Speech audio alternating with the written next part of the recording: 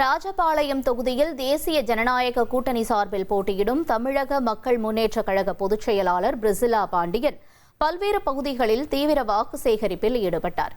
திருவள்ளுவர் நகர், அம்பேத்கர் நகர் உள்ளிட்ட இடங்களில் தாமரை சின்னத்திற்கு ஆதரவு திரட்டினார். பின்னர் பேட்டியளித்த அவர், ராஜபாளையத்தில் தொழில்துறையை மீட்டெடுக்க தளவாய்புரம் பகுதியில் ஜவுளி பூங்கா அமைக்கப்படும் என்றும், மாம்பழ சாகுபடியை மேம்படுத்த மாம்பழ கூழ் மையம் உருவாக்கப்படும் என்றும் வாக்குறுதி அளித்தார். இங்கே தொழில் நகரம் என்று சொல்லப்படுகிற ஒரு நகரம். ஆனால் இன்றைக்கு தொழில் மலிந்து கொண்டிருக்கின்றது.